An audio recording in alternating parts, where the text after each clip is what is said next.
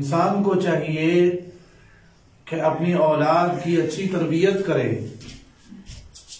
اور ان کو اچھا رہن سہن سکھائے، اچھے اخلاق سکھائے، بد اخلاقی سے اس کو نفرت دلائے۔ والدین پر 3 ذمہ داریاں ہیں۔ پہلی ذمہ داری یہ ہے کہ جب بچہ پیدا ہو تو اس کا نام اچھا رکھے۔ تو نام اچھا رکھنا یہ بھی ایک بہترین عمل ہے، کیونکہ انسان کی ذات پر اس کے نام کا اثر ہوتا ہے۔ اگر نام اچھا نہیں تو اس پر اس کے نام کا برا اثر پڑے گا۔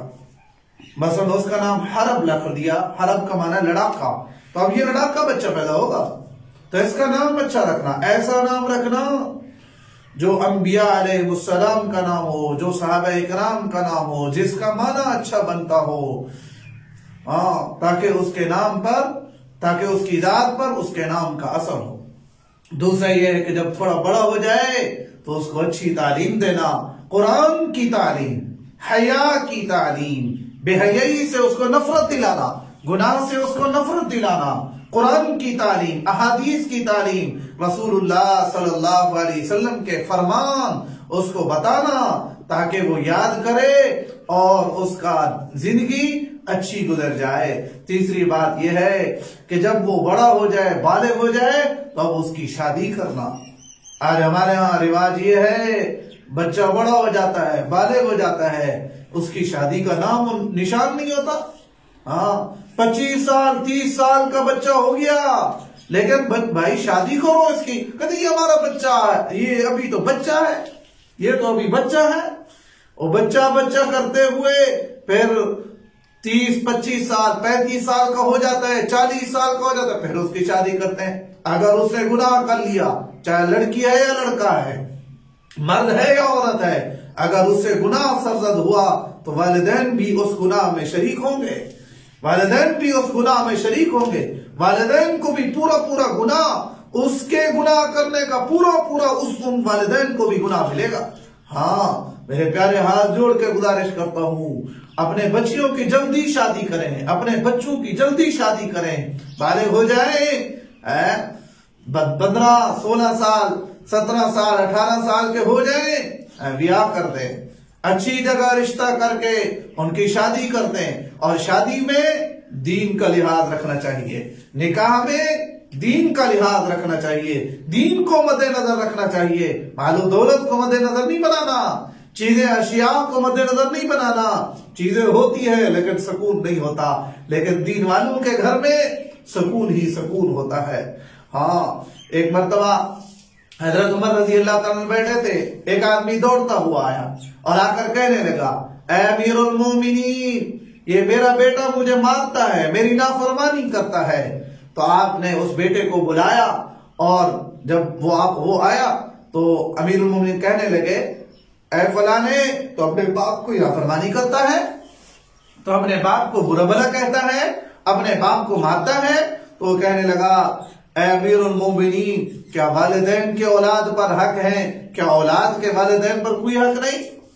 تو امیر المومنین فرمانے لگے، فرمایا کہ جس طرح والدین کے اولاد پر حق ہیں، اسی طرح اولاد کے بھی والدین پر حق ہیں۔ سب سے پہلے اس کا نام اچھا رکھنا، تعلیم اچھی دینا، تعلیم اچھی دینا اور اس کی شادی اچھی جگہ کرنا۔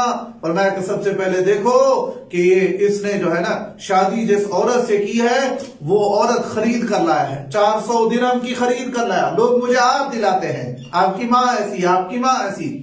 دوسری بات یہ ہے کہ اس نے میرا نام جعل رکھا، نر چمکادڑ کو جعل کہتے ہیں، اس نے میرا نام چمکادڑ رکھا، جعل رکھا جس کا معنی نر چمکادڑ۔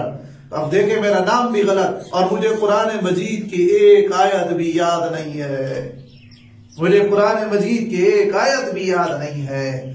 تو حضرت امیر المومنین حضرت عمر بن خطاب رضی اللہ تعالیٰ فرمانے لگے، فرمایا کہ اس کا قصور نہیں، कसूर तेरा है, तूने इसकी अच्छी तरबियत नहीं की। अगर इसका नाम अच्छा रखता, इसने ऐसे आपको बनाया हुआ है जैसे ये क्या करता है, उन्होंने कहा ये क्या काश्तकारी करता है, फरमाया इसने आपको ऐसे बनाया जैसे बैल चलाते हैं ना, बैल चलाते चलाते बैल रुक जाता है तो उसको लकड़ी मारता है, छड़ी मारता है ताकि ये बैल चलने लगे। खुदा का शुक्र अदा कर, इसने आपका सर नहीं फोड़ दिया। अगर ये चाहता तो आपके सर को फोड़ देता, आपको मार देता, आपको कत्ल कर देता। लिहाजा आप इसकी अच्छी तरबियत करते।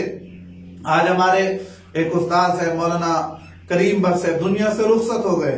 आज उसका जनाजा है इशा की नमाज के बाद। वो फरमाया करते थे, फरमाया कि एक आदमी ने अपने बेटे को डॉक्टर बनाया, इंजीनियर बनाया, बड़े ओहदे का उसने नाम लिया, तो वो कहीं यूरोप के इलाके में चला गया। जब वहां गया, पढ़कर आया, तो वो बाप जो है ना फौत हो चुका था। जब वो उसके लोग जो आए, उन्होंने कहा भी आपको आपके बाप की कब्र दिखाते हैं। जब वो कब्र के पास पहुंचे तो वो सारे इधर उधर होने लगे। वो उसने अपनी पैंट उतारी और पेशाब करना शुरू कर दिया। बाप की कब्र पर पेशाब शुरू कर दिया। बाप की कब्र तो फातिहा पढ़ने की जगह है, कुरान पढ़ने की जगह है, यासीन पढ़ने की जगह है, तबारकल्लज़ी पढ़ने की जगह है। वो पेशाब कर रहा है। वो दौड़ते हुए आए, रिश्तेदार उसके दौड़ते हुए कहने लगे, अरे भाई ये तो पेशाब करने की जगह नहीं, ये तो कुरान पढ़ने की जगह है।